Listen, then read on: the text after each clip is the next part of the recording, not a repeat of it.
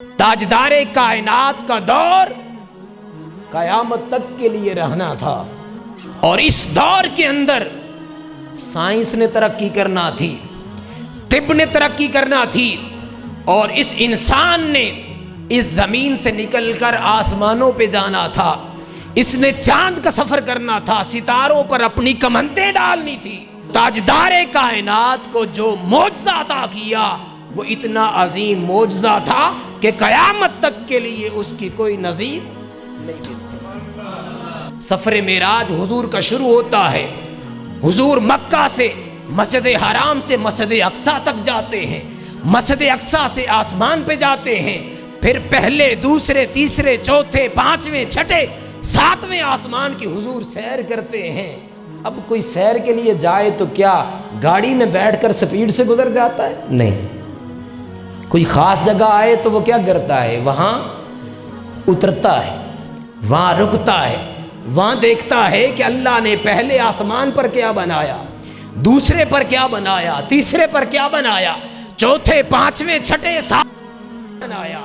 اب کوئی سیر کے لیے جائے تو اس میں جہاز میں یا گاڑی میں بٹھا کر بس گھما نہیں دیا جاتا، اس کو اتار کر دکھایا جاتا ہے، وہاں کے لوگوں سے اس کی ملاقات کروائی جاتی ہے، اور وہاں سب کچھ دیکھ کر کیا وہ چند سیکنڈ میں ہو جاتا ہے؟ نہیں۔ آپ جمعہ کے لیے آئے، یہاں بیٹھے، آپ کے 30 منٹ گزریں گے، 40 منٹ گزریں گے، گھنٹہ گزرے گا، تو ایسا تو نہیں آپ آئے ہاتھ لگا کے واپس چلے گئے۔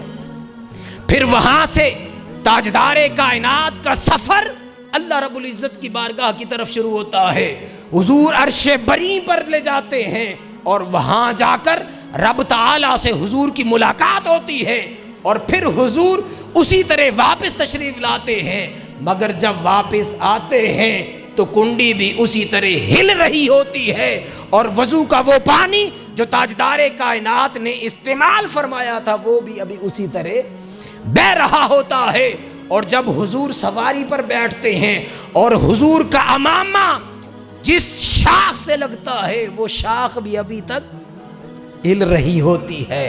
سائنس جس بھی بلندی تک پہنچ جائے، اس قدر تیز رفتاری سائنس اس کو حاصل نہیں کر سکتی۔ خدا کی عزت کی قسم، قیامت تک سائنس جہاں تک بھی پہنچ جائے، تاجدار کائنات کے اس معجزہ معراج کے دھول کو بھی نہیں پہنچ سکتا۔ چونکہ حضور کے دور میں سائنسدانوں نے چاند پہ جانا تھا، ستاروں پہ کمندیں ڈالنی تھی، اس وجہ سے حضور کو جو معجزہ بھی دیا وہ دیا کہ سائنسدان اپنی پوری زندگیاں گزار دیں، مگر حضور کے معجزہ معراج کی دھول کو بھی نہیں پا سکتے۔